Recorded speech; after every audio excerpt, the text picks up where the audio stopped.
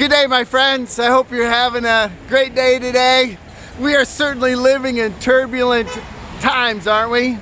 I'm out here outside of Gahanna-Lincoln High School where you can see that there's picketers behind me, people driving by in cars, beeping their horns in support of the teachers. It's going to be a little noisy, but I wanted this setting to talk about when life piles on. I hope you could even hear that.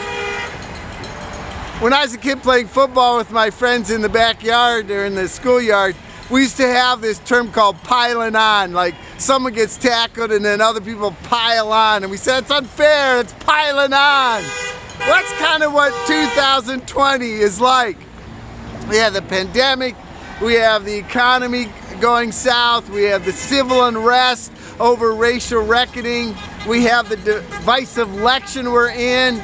Some of you I know have faced all kinds of personal losses and setbacks and tragedies going on in your lives physically, and losing people you love and losing jobs, and it's just continuing to pile out. And now this, with this strike, I know for me and my family, because my wife's a teacher, but also for our congregation, we have people that are involved with this on all different sides and different levels.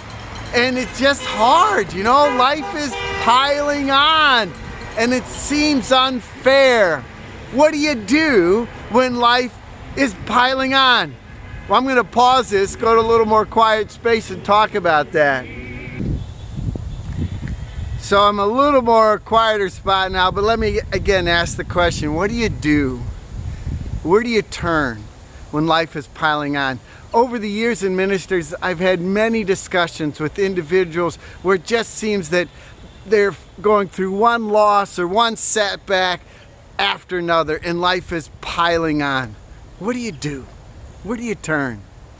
In John chapter 6, there's an event recorded where Jesus is teaching about being the bread of life. And if you read through that passage, it's kind of a long passage, it continually seems to get worse and worse for him.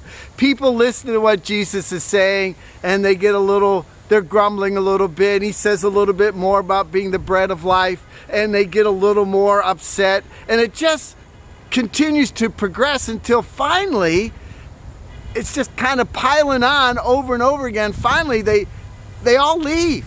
Except the 12 disciples. There's a great crowd of people that have been following Jesus, and they all leave. They says, this is too hard for us. We're leaving. And then Jesus turns to the disciples, the 12 disciples, and he says, are you going to leave also? And in John chapter 6, verse 68, Peter responds by saying, Lord, to whom shall we go? You have the words of eternal life.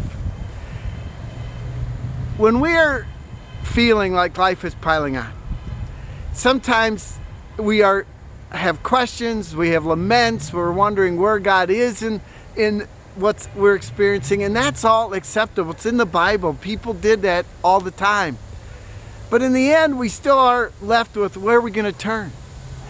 If we really take it to the dramatic close, I mean, what's the worst that could happen?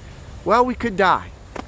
And yet, Jesus has the words of eternal life. In other words, we're covered. So it's okay to question, it's okay to lament, it's okay to cry out to God and say, how long is this going to go along? Why don't you save me from this?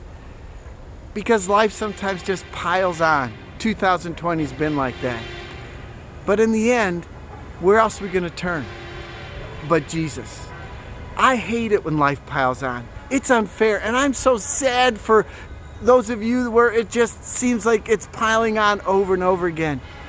I'm sad for what's happening, and I just say what I often say to myself and to others going through that. Go to Jesus. Go to Jesus. He has the words of eternal life. Where else are you going to go but Jesus?